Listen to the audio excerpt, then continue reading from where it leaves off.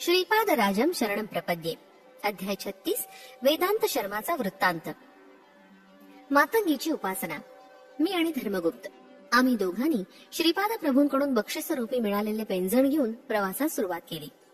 रात्रभर त्यांच्या पायातील पैंजणांचा मधुर आवाज आमच्या हृदयात प्रतिध्वनित होत होता. हृदयातील अनाहत चक्रात ओंकार अतिप्रयत्नानच ऐकू येतो असं आम्ही ऐकलं होतं. गतरात्री मात्र ते प्रत्यक्षात अनुभवास आलं. त्या पैंजणांचा मधुर आवाज अगदी राग तालयुक्त संगीतासारखा होता. अनाहत चक्रापासून शक्ती इतर चक्रांकडे प्रसारित होत असते. त्या शक्तीचा प्रसार होत असताना शरीरातील सर्व नाड्यातून नूतन शक्तीचा प्रादुर्भाव होत असतो. आम्ही चाललो तितका वेळ पैंजणांचा आवाज येत असे. आम्ही थांबलो की थांबत असे. त्या भागातील शेतात आम्हाला एक आश्रम असल्याचं दिसलं. त्याच्या बाजूला छोटंसं खेडेगाव असल्यासारखं वाटलं. गावाच्या सीमेजवळ दलित लोकांची वस्ती होती. त्या वस्तीजवळच हा आश्रम होता. आम्ही आश्रमाच्या जवळ पोचताच पैंजणांचा आवाज थांबला. कोणता तरी दिव्य असा अनुभव येणार आणि ही सुद्धा प्रभूंची एक दिव्य लीला मात्र असणार असं आम्हाला वाटलं. एवढ्यात त्या आश्रमातून सुमारे 60 वर्षाचे तेजस्वी असे महर्षी बाहेर आले. त्यानंतर अंदाजे 30 वर्ष वयाची योगिनी माता बाहेर आली. त्या दोघांनी आम्हाला अत्यंत आदरानं आश्रमात नेलं आणि जलपान झाल्यावर महर्षींनी सांगण्यास सुरुवात केली. माझं नाव वेदांत शर्मा आहे. खरं पाहता आम्ही पेठिका पुरवासी आहे. आता मी बंगारय्या या नावानं ओळखला जातोय. हिचं नाव बंगारम्मा आहे. मी जन्मतः ब्राह्मण आहे आणि ही स्त्री जन्मतः नीच कुलीन आहे. आमच्या घरी मातंगी मातेचं पीठ आहे. दशमहाविद्येतील मातंगी माता एक आहे. तिचीच आम्ही इथं आराधना करतो. हे ऐकताच माझ्या अंगावर रोमांच उभे राहिले. हा ब्राह्मण आणि ती स्त्री ही नकुलातील असं असताना या दोघांचं दाम्पत्य धर्मसंमत कसं झालं असेल असा मला प्रश्न पडला. आम्हाला फळं, मूल आणि कंद भोजनार्थ दिले गेले. बंगारय्यानं पुढे सांगण्यास सुरुवात केली. बाबांनो, वशिष्ठ महामुनींना अरुंधतीनं लग्न करण्याची विनंती केली तेव्हा वशिष्ठ मुनींनी एक अट घातली. ते म्हणाले मी काही केलं तरी तिने त्याचा विरोध करू नये. या गोष्टीला तिनं होकार दिला. महर्षींनी तिला 7 वेळा दग्ध केलं पण ती काहीच म्हणाली नाही. त्यामुळे तिला अरुंधती हे नाव मिळालं. त्यानंतर महर्षींनी तिचा आपला धर्मपत्नी म्हणून स्वीकार केला. मी पिठिकापुरात असताना माझा 3 वेळा विवाह झाला. 3ही बायका कैलासवासी झाल्या. कुणाचाही संग लाभला नाही. कसं असं माझं खडतर कर्म म्हणून मी अत्यंत दुःखी झालो. त्यावर श्रीपाद हास्य करून म्हणाले, आजोबा, मी तुमच्यासाठी अजून एक नवीन आजी पाहिली आहे. विवाह न करताच तिचा धर्मपत्नी म्हणून आपण स्वीकार केल्यास तुम्हाला उत्तम जन्म प्रसाद रूपानं मिळेल. बापनार्युलू हे पिठिकापुरातील ब्राह्मण परिषदेचे अध्यक्ष होते. या संबंधात वेद पंडितांची बैठक परिषदेत करावी असं ब्राह्मण समाजाचं मत होतं. धर्मकर्माच्या विषयी शास्त्रानुसार चर्चा करून निर्णय घ्यावा असं ठरलं. दूर दूर प्रांतातील पंडितांना आमंत्रणं पाठवली होती.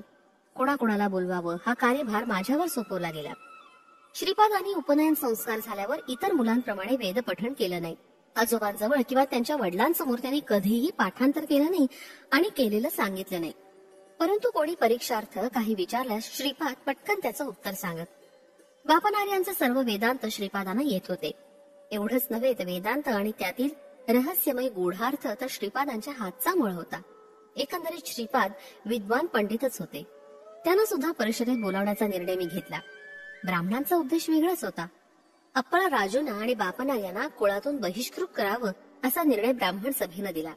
त्याची एक प्रत श्री शंकराचार्यांना पाठवली आणि त्यांची अनुमती मिळाल्यावर त्या दोन्ही कुटुंबियांना पिठिकापुरातून हाकलून द्यावं असं त्यांच्या मनात होतं. श्रीपादांनी जेव्हा त्यांच्या मनातलं मला सांगितलं तेव्हा मी पण त्या ब्राह्मणाकडून झालो. कारण ब्राह्मण परिषदेचं अध्यक्षपद मिळवण्याची विचित्र इच्छा माझ्या मनात अंकुरित झाली होती. कुल मतभेदाची पर्वा न करता श्रीपाद स्वतंत्रपणे सगळ्यांच्याच घरी जात असत आणि सगळ्यांची समान वर्तन करत. पिठिकापुरात बंगारय्या आणि बंगारम्मा हे दाम्पत्य राहत होतं. त्यांना श्रीपादांना भेटायची, त्यांच्याशी बोलाव्याची उत्कट इच्छा होती. श्रीपादांनी मला कातड्याच्या पादुका हव्या आहेत अशी इच्छा प्रकट केली. तेव्हा त्यांचं वय 14 वर्षाचं होतं. ब्राह्मणांनी लाकडी पादुका वापराव्यात, कातड्याच्या वापरू नयेत असं घरातील मोठ्यांनी सांगितलं. हा विषय उडत उडत त्या चांभार दाम्पत्याच्या घरी पोचला. श्रीपादांना कातड्याच्या पादुका समर्पित करून जीवनाचं सार्थक करावं असा निश्चय त्या दाम्पत्यानं केला. तितक्यात त्यांच्या घरात श्रीपाद श्रीवल्लभ प्रकट झाले. त्यांच्या दिव्य श्री चरणांचं मोजमाप घेण्यात आलं. बंगारम्मा म्हणाली, महाप्रभू, माझंच कातडं काढून त्याची चप्पल शिवून द्यावी असं माझ्या मनात आहे. त्यावर श्रीपाद श्रीवल्लभांनी मंद हास्य केलं आणि ते अंतर्धान पावले. आमच्या घरी एक चांगली गाय होती. तिला असाध्य रोग जडला आणि त्यातच ती मरण पावली. त्या मरण पावलेल्या गायीचं कातडं काढून त्यास शुद्ध करून त्याच्या श्रीपाद प्रभूंना देण्यास चर्म पादुका तयार केल्या गेल्या. ठरल्याप्रमाणे वेद पंडितांची बैठक भरली. चर्चा सुरू झाली. चर्चेचा मुख्य विषय आदिशंकरांचा काशीमध्ये झालेला मंडन मिश्रांबरोबरचा वादविवाद हा होता. वादविवादात स्वतः उभय भारती देवीला सुद्धा जिंकलं तर परीक्षा पूर्ण होईल असं भारती देवी म्हणाली. कामशास्त्र या विषयावर उभय भारतीनं प्रश्न विचारला. त्या शास्त्रात आदिशंकराचं ज्ञान शून्यच होतं. त्यासाठी 6 महिन्यांचा अवधी त्यांनी मागितला. आपण धर्माविरुद्ध न जाता कामशास्त्राचं ज्ञान मिळवावं असा विचार शंकराचार्यांनी केला. त्याच वेळी राज्यातील महाराजांचा देहांत झाला होता. आदिशंकरांनी परकाया प्रवेश विद्येचा वापर केला आणि त्या राजाच्या शरीरात त्यांनी सूक्ष्म शरीराने प्रवेश केला. त्यांची भौतिक काय सांभाळून ठेवावी. काही अति महत्वाचं सांगायचं असेल तर राजप्रसादाजवळ येऊन सांकेतिक भाषेनं मला सांगावं असा श्री शंकराचार्यांनी आपल्या शिष्यास आदेश दिला. महाराणीला आपल्या महाराजात काहीतरी बदल नवीनपण जाणवला. एखाद्या महापुरुषाच्या आत्म्याचा प्रवेश तिच्या पतीच्या शरीरात झाला आहे हे तिने ओळखलं. मरण पावलेल्या तिच्या पतीच्या शरीरात प्राणमय जगतातील चैतन्यास आकर्षित करून राजा राणींच्या दाम्पत्य सुखाचा अनुभव तो दिव्यात्मा केवळ साक्षभावानेच बघून ज्ञान मिळवत आहे असं सुद्धा त्या राणीला समजलं. जोपर्यंत त्या दिव्यात्म्याचं वास्तव्य माझ्या पतीच्या शरीरात आहे तोपर्यंत त्याचे प्राण त्याच्या शरीरात राहतील हे तिने ओळखलं. तिने आदेश दिला की नगरात दहन न केलेलं मृत शरीर असल्यास त्या शरीराचं दहन करावं. शंकराचार्यांचं शरीर दहन करण्यास नेण्यात आलं. तेव्हा शिष्यगणांनी त्वरित राजवेशात असलेल्या शंकरांना सांकेतिक भाषेत हा विषय सूचित करण्याचा प्रयत्न केला, परंतु उशीर झाला होता. अग्नीत जळालेले हात पाय श्री लक्ष्मी नरसिंहाच्या कृपा कटाक्षानं आदिशंकरांनी परत मिळवले. ब्राह्मण परिषदेत श्रीपादांचा अद्भुत संवाद. श्रीपादांनी परिषदेला प्रश्न केला.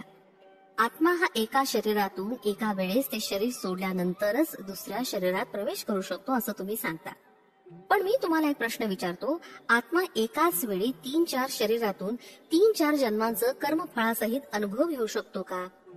हा फार जटिल विषय आहे. आजपर्यंत अशा रीतीचे झाल्याचे पुरावे नाहीत असं उत्तर परिषदेनं दिलं. श्रीपाद प्रभू परिषदेस उद्देशून म्हणाले, पूर्वी असं झालं आहे परंतु तुम्हाला ते माहीत नाही. शापामुळेच देवेंद्राला 5 पांडवांचा जन्म घ्यावा लागला आणि शची देवीला द्रौपदीच्या रूपानं जन्म घ्यावा लागला. तिला पांडवांची पत्नी व्हावं लागलं. शची पुरंदरांनी भूमीवर जन्म घेतला तरी त्यांचं मूलतत्व स्वर्गात नक्कीच होतं. द्रौपदीचं शय्यासुख केवळ अर्जुनालाच मिळालं. मंत्रांग विषयावर ती धर्मराजाबरोबर चर्चा करत असे. भीमास मातेसारखे रुचकर भोजन करून देत असे. नकुलास ती लक्ष्मी स्वरूपेणे दिसे. सहदेवास भूत भविष्य वर्तमान काळाचं ज्ञान होतं. त्यामुळे पुढे घडणाऱ्या घटना लवकर लवकर घडून क्षेत्रसंग्राम लवकर संपावा अशी इच्छा तो दर्शवित असे. त्यामुळे भूमातेपेक्षाही जास्त सहनशील वृत्तीने ती त्यांच्या बरोबर वागत असे. देवता धर्म, मनुष्य धर्म आणि जंतू धर्म हे वेगवेगळे असतात. त्या सर्वांना एकत्रित मिसळू नये. त्यावर मी म्हणालो, पुराण काळात अशा अनेक आश्चर्याच्या गोष्टी घडल्या असतील, परंतु प्रस्तुत काळात तसं काही घडत नाही. श्रीपादांची तीक्ष्ण दृष्टी माझ्यावर पडली. ते म्हणाले, तुझा 3 स्त्रियांबरोबर विवाह झाला. त्या 3ही स्त्रिया मरण पावल्या. तिघींना 3 वेगवेगळे आत्मे होते का? नसेल तर एकच आत्मा होता का? पुरुषांनी 3 स्त्रियांशी विवाह करणं धर्मसंमत आहे, पण एका स्त्रीनं 3 पुरुषांशी विवाह करणं धर्मसंमत आहे का? खरं पाहता आत्मा म्हणजे काय, दाम्पत्य धर्म म्हणजे काय? तेवढ्यात मी म्हणालो, पुरुष कितीही स्त्रियांबरोबर विवाह करू शकतो, पण स्त्रीला मात्र तो हक्क नाही. श्रीपाद प्रभू म्हणाले, ओ हो, तू जगन्यंत्यापेक्षा मोठा आहेस का? मंदोदरी पातिव्रत्याच्या गुणासाठी प्रसिद्ध होती. ती वालीची पत्नी असताना तिचे शरीराणू वेगळे होते. रावणाची पत्नी असताना तिचे शरीराणू वेगळे होते. विभीषणाची पत्नी असतानाचे शरीराणू वेगळे होते. आत्मा निर्विकार असल्यानं कोणत्याही गुणाशी त्याचा संगम नसतो. म्हणूनच आत्मा नित्य निर्विकार, सत्ययुक्त, शुद्ध आणि अत्यंत पवित्र आहे. तमोगुणी रावणाबरोबर त्याला अनुसरूनच मंदोदरीनं व्यवहार केला. विभीषणाबरोबर असताना तिने सत्वगुण प्रधान होऊन जबाबदारी पार पाडली.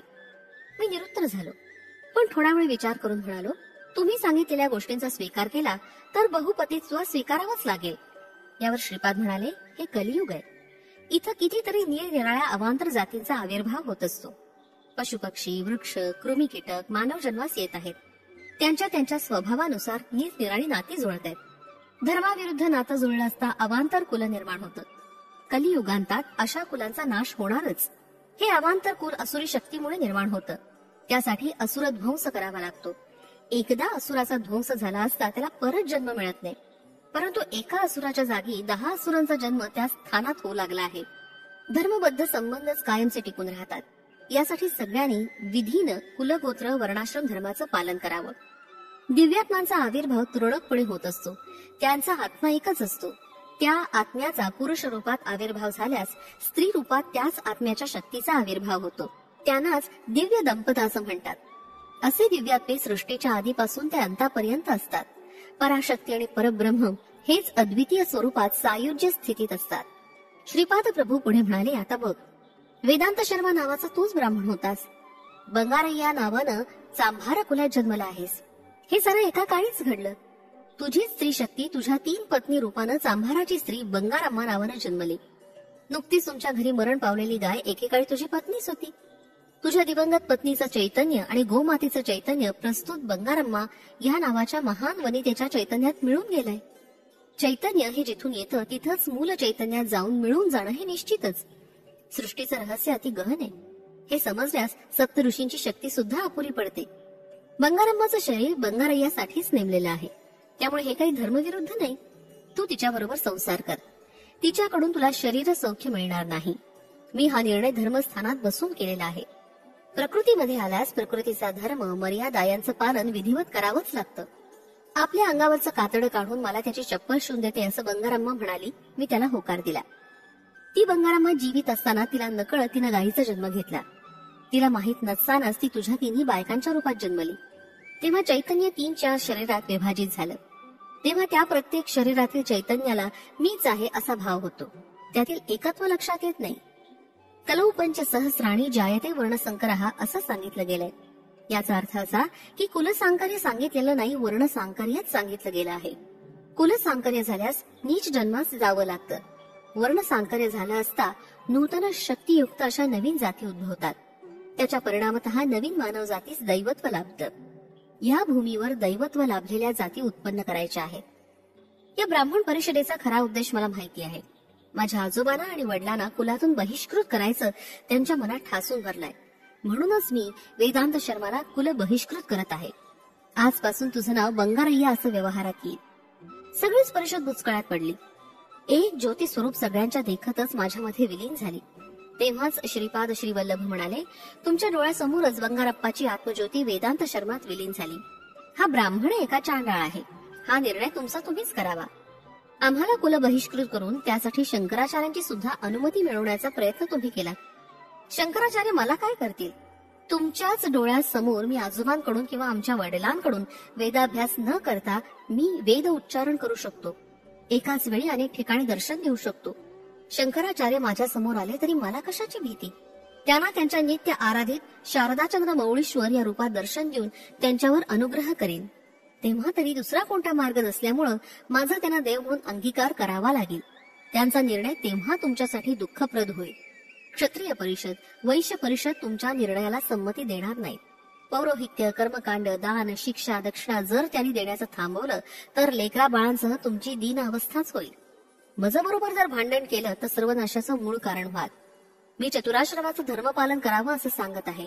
18 वर्णाच्या लोकांनी सुख संतोषानं नांदावं असं सांगत आहे. तुम्ही आपापल्या धर्माच्या नियमांचं अचूक पालन करून धर्म संस्थापन करण्यात हातभार लावावा. तसं न केल्यास अनेक आपत्ती कोसळतील. मी तर शांतच राहणार, पण तुमचीच परिस्थिती कष्टप्रद होईल. प्रकृतीचे परिणाम देण्याचे 2 प्रकार असतात. पहिला एकदम सुधार करणं आणि दुसरा म्हणजे सावकाश सुधार करवणं. दुसऱ्या पद्धतीप्रमाणे वेळेचा अवधी पण दिला जाईल. तुम्ही जर आपल्यात सुधारणा केली नाही तर विनाशास आमंत्रित केल्यासारखंच होईल. मी विनाश करूनही धर्मस्थापन करीन. एवढं बोलून श्रीपाद प्रभूंनी मौन धारण केलं. बंगारप्पा पुढे म्हणाले, मला कुठंच आधार नव्हता. त्या स्थितीत मी बंगारम्माला घेऊन गावोगाव फिरत इथं पोचलो. आमच्या ह्या आश्रमात मातंगी देवीची प्रतिष्ठा करून जीवन कंठित आहे. श्रीपाद श्रीवल्लभ या मार्गाने जाताना आमच्या या आश्रमात आले. आम्हाला त्यांनी आशीर्वाद दिला आणि ते म्हणाले, तुझ्या शरीरपातानंतर तू परत ऋणानुबंधानं ब्राह्मण कुलात जन्म घेशील आणि बंगारम्मा शूद्र जातीत जन्मेल.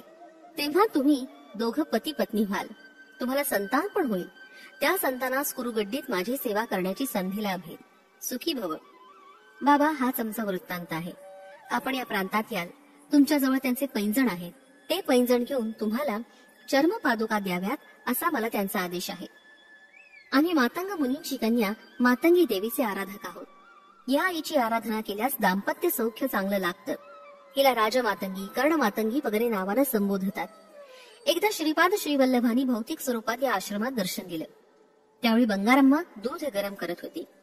ज्या गोमातेच्या कातड्यानी ह्या पादुका बनल्या ती गोमाता सुद्धा मान हलवत समोरून गेल्यानं तिला दर्शन झालं. श्रीपादांनी आमच्याकडून दूध स्वीकारलं.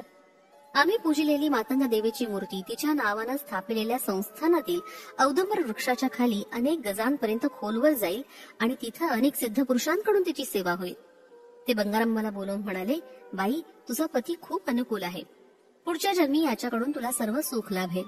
तुझ्यासाठी सोन्याची बिंदी तयार करून ठेवली आहे. तसंच अत्यंत शुभप्रद असं मंगळसूत्र पण तयार केलेलं आहे. हे दोन्ही हिरण्यलोकात व्यवस्थितपणे ठेवलं आहे. उत्तर जन्मात मी स्वतःच तुमच्यावर कृपा करून स्वहस्तानं तुमचा विवाह करवेन. एवढं बोलून श्रीपाद प्रभू अंतर्धान पावले. बाबांनो, तुम्ही आमची गाथा ऐकली. नेहमी सिद्ध मंगल स्तोत्राचं पठण करत राहावं. तुम्हाला महापुरुषांचा अनुग्रह नक्की प्राप्त होईल. सिद्ध, महासिद्ध, महायोगी हे श्रीपादांचे करचरणावयवासारखेच होय. त्यांच्याकडूनच श्रीपाद प्रभू आपल्या संकल्पांची पूर्ती करतात. एकदा त्यांनी राजमाता मातंगी देवीच्या रूपात दर्शन देऊन आम्हास अनुग्रहित केलं. समस्त सृष्टी तसंच सृष्टीचं रहस्य हे सगळं त्यांच्याच हातात असतं. तुम्ही सदा सर्वदा त्यांचं स्मरण करा, ध्यान करा, अर्चना करा. सर्व सिद्ध तेच आहेत. मातेप्रमाणे ते तुमची रक्षा करतील. कोट्यावधी आईच्या प्रेमापेक्षा श्रीपादांचं आपल्या भक्तांवरील प्रेम कितीतरी उच्च कोटीचं असतं. श्रीपाद श्रीवल्लभांचा जय जयकार असो. फलश्रुती अनुकूल दाम्पत्य जीवनासाठी